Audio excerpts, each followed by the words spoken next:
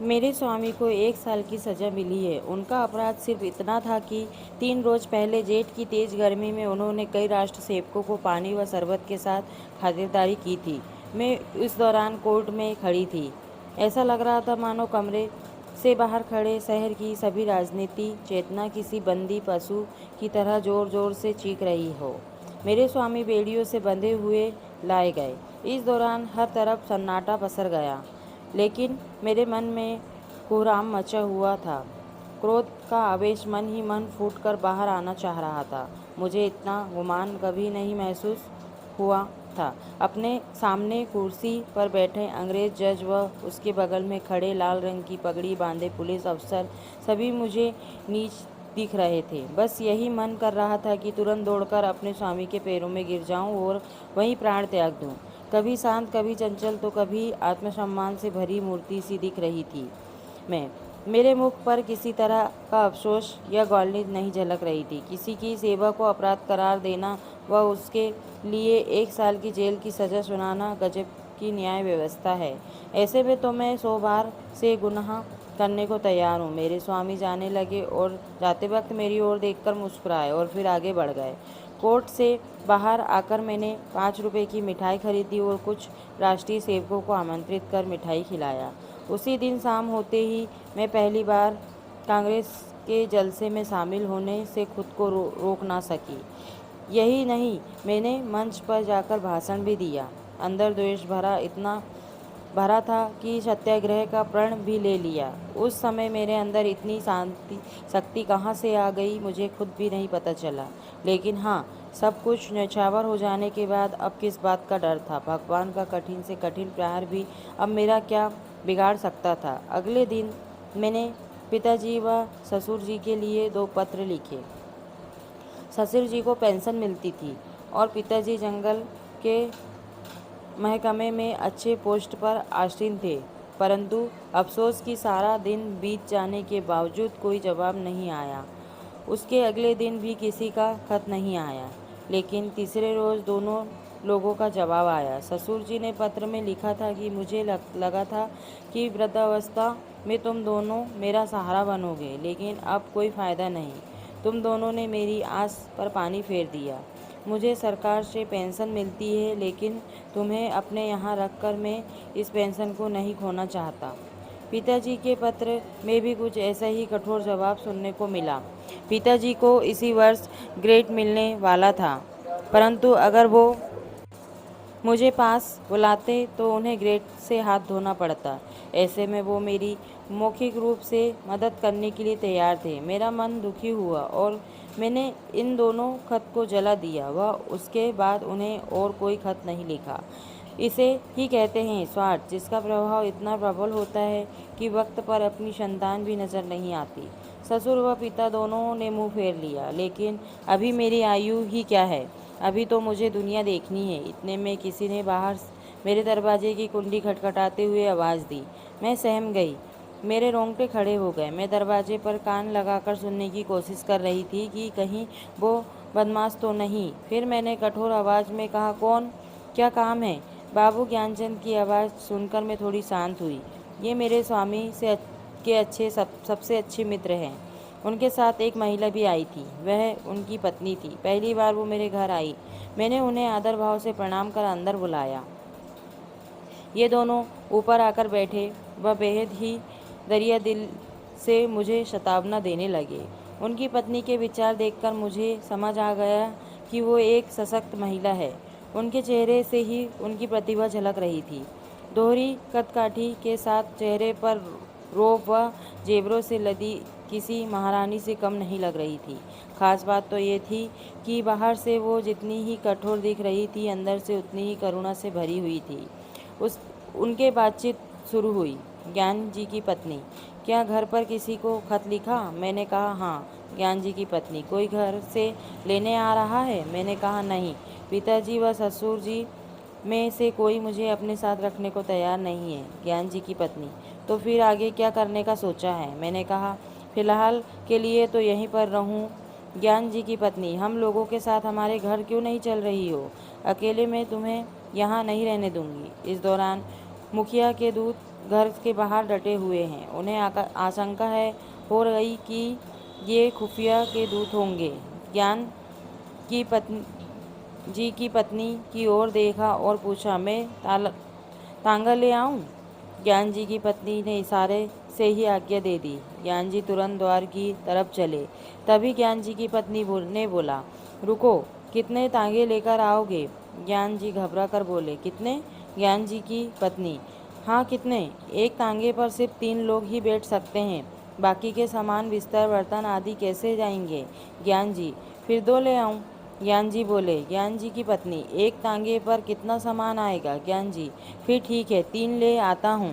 ज्ञान जी की पत्नी, हाँ तो जाओ भी, अब इतनी देर क्यों कर रहे हो? जब तक मैं कुछ कहती तब तक ज्ञान जी निकल गए। मैंने संकोचते हुए उनकी पत्नी को से कहा, मेरे आने से आपको तकलीफ होगी। कठोर वाणी में ज्ञान जी की पत्नी ने बोला, हाँ तकलीफ तो होगी, तुम किलो भर आटा खाओगी, घर का एक जगह भी घेर लोगी, ये सब क्या कम कष्ट है? इतना सुनकर मैंने कहा, क्या बहन आप भी?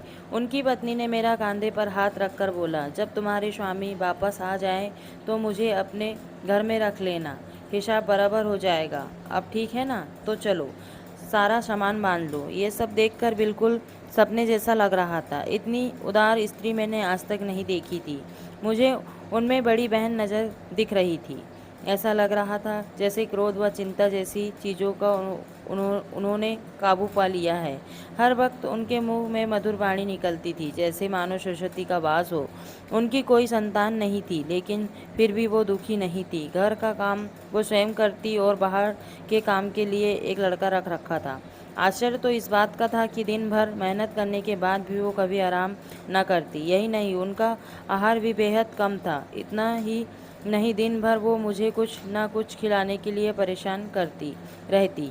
एक काम नहीं करने देती, बस यही बुरा लगता था। मगर उनके घर कैसे एक सप्ताह गुजर गया पता ही नहीं चला। तभी मुझे एक दिन वो दूत यहाँ दिखाई दिए। उन्हें यहाँ देख मैं घबरा गई। मैंने सोचा ये मेरे पीछे यहाँ तक आ गए। तभी उन्होंने कहा कि कुत्ते हैं, भौंकने के अलावा कुछ नहीं कर सकते। मैं मन ही मन चिंतित थी। मैंने बोला, कुत्ते हैं, काट भी सकते हैं। ज्ञान जी की पत्नी ने कहा, तो क्या इनके डर से भागना नहीं चाहिए? मैं बार बार उनके बारे में सोचती। सज्जे से जाकर देखती तो बाहर नजर आते थे। हाथ धोकर ये मेरे पीछे पड़ गए थे। मन ही मन सोचती कि मैं इनका क्या बिगाड़ सकती हूँ। आखिर मैं हूँ ही क्या? ये नहीं चाहते कि मैं यहाँ रहूँ, पर ऐसा कर उन्हें क्या हासिल होगा? ये सब सोचते हुए एक और सप्ताह बीत गया। उन दोनों दूध ने अपना डेरा वहीं जमा लिया था। ऐसे में मैं ज़्यादा बेचैन थी, किसी ने कुछ कह भी नहीं सकती थी। एक रोज़ संध्या के वक्त ज्ञान जी घर आए।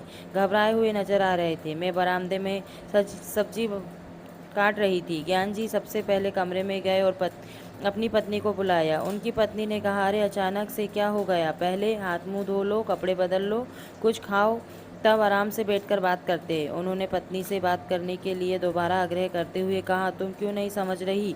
मेरी जान पर बन गई है। फिर भी ज्ञान जी की पत्नी ने वहीं बैठे हुए कहा कि बात क्या है, बताते क्यों नहीं? ज्ञान जी ने कहा, पहले इधर आओ। इतने में मैं खुद वहाँ से दूर जाने लगी। तभी ज्ञान जी की पत्नी ने मुझे हाथ पकड़कर रोक लिया। मैं कोशिश करके भी उनसे हाथ नहीं छुड़ा पाई। ज्ञान जी मेरे सामने वो बात नहीं कहना चाहते थे, लेकिन इनसे इंतजार भी नहीं हो रहा था। उन्होंने तुरंत कहा, आज मेरे व प्रधानाचार्य के बीच झगड़ा हो गया। पत्नी ने बड़े ही बनावटी शब्दों से कहा, क्या सच में? तब तो तुमने उन्हें खूब पीटा होगा। ज्ञान जी, तुम्हें मजाक सूझ रहा है? यह मेरी नौकरी आफत में है। पत्नी, जब इतना ही डर था तो झगड़े क्यों? ज्ञान जी, मैं नहीं झगड़ा, उसने मुझे बुलाकर खूब सुनाया। पत्नी, बिना मतलब के? ज्ञान जी, अब क्या बताऊं? पत्नी, मैंने कई बार बोला ये मेरी बहन है, तुम इसके सामने सब कुछ बोल सकते हो। ज्ञान जी, अच्छा, पर जब बात इनके बारे में हो तो? पत्नी ने कहा, मैं समझ गई, खुफिया से तुम्हारी अनबन हुई होगी और पुलिस ने तुम्हारे स्कूल में शिकायत कर दी होगी। ज्ञान जी सोचते हुए, नहीं ऐसा नहीं है, लेकिन पुलिस ने हाकिम जिला के यहाँ शिकायत की और उनने प्रधानाचार्य से ने मुझसे जवाब मांगा है। पत्नी ने कहा, प्रधानाचार्य ने कहा होगा कि उस महिला को अपने घर से बाहर करो। ज्ञान जी, हाँ, कुछ ऐसा ही समझ लो। पत्नी, फिर तुमने क्या कहा? ज्ञान जी: फिलहाल मैंने कुछ नहीं कहा, वह कुछ समझ नहीं आ रहा था। पत्नी ने गुस्से में कहा: जब तुम इसका जवाब जानते हो फिर सोचना कैसा? ज्ञान जी सहम कर बोले: मैं ऐसे अचानक कैसे बोल देता? पत्नी गुस्से में बोली: जाओ अभी जाकर अपने प्रधानाचार्य से कहो कि मैं उसे नहीं निकाल सकता, और अगर ना माने तो नौकरी से इस्तीफा देकर घर आना। तभी तुरंत जाओ। मैं अपने आंसू नहीं रोक पाई। रोते हुए मैंने कहा: बहन, ये सब क्यों? ज्ञान जी की पत्नी ने मुझे डांटा और कहा: तुम बिल्कुल चुप रहो, नहीं तो कान पकड़ दूंगी। तुम क्यों बीच में बोलती हो?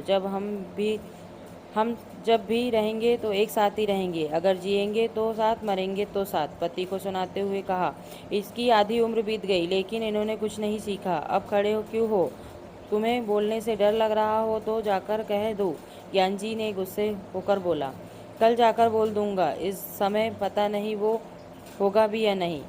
इधर दूर पूरी रात में नहीं सो पाई। पिता व ससुर जी जिसे दोनों ने ठुकरा दिया हो, उस दासी को उन्होंने इतनी इज्जत दी। ज्ञान जी की पत्नी सच में किसी देवी से कम नहीं है। अगले दिन ज्ञान जी निकल रहे तभी पत्नी ने कहा: जवाब देकर आना। ज्ञान जी ने जाने के बाद मैंने कहा: बहन, तुम ये सही नहीं कर रही हो। मुझे ये बर्दाश्त नहीं हो रहा कि मेरी वजह से तुम्हारे परिवार पर परेशानी आए। ज्ञान जी की पत्नी ने हंसते हुए कहा: हो गया या और कुछ बोलना है? ज्ञान जी की पत्नी ने पूछा कि अच्छा ये बता, तुम्हारे स्वामी आज जेल की सज़ा क्यों काट रहे हैं? बस इसलिए क्योंकि वो राष्ट्रीय सेवकों की सेवा कर रहे थे। आखिर राष्ट्र की सेवा करने वाले लोग कौन हैं? ये हमारे लिए क्यों संघर्ष कर रहे हैं? इनका भी तो परिवार होगा, कारोबार होगा, पर ये सब त्याग कर वो हमारे लिए लड़ रहे हैं। ऐसे लोगों की सेवा कर जेल जाने वाले तुम्हारे पति की किसी वीर से कम नहीं। ऐसे वीर की पत्नी के दर्शन मात्र से ही आत्मा तृप्त हो जाएगी। फिर मैं वही नहीं, तो मुझ पर एहसान कर रही है। मैं चुपचाप उनकी बातें सुनती रही और कुछ नहीं बोल पाई। संध्या हो गई। ज्ञान जी घर आए तो उनके चेहरे पर अलग सी चमक नजर आ रही थी। पत्नी ने पूछा: हार कर आए या जीत कर? ज्ञान जी ने स्वाभिमान के साथ कहा: जीत कर। जब मैंने नौकरी से इस्तीफा दिया तो उसका दिमाग चकरा गया।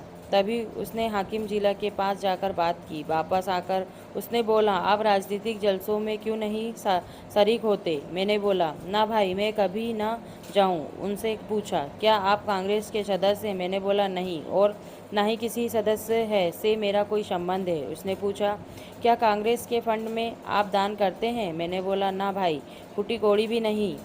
उसने कहा: तो ठीक है, मैंने आपका इस्तीफा स्वीकार कर लिया है। पत्नी ने ये सुनते ही ज्ञान जी को गले से लगा लिया।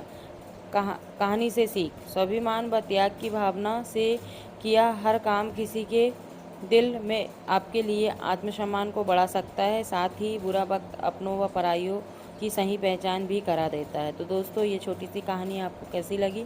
प्लीज़ लाइक एंड कमेंट्स करके ज़रूर बताइए, और आगे मिलते हैं नेक्स्ट कहानी के साथ। Okay friends, bye bye.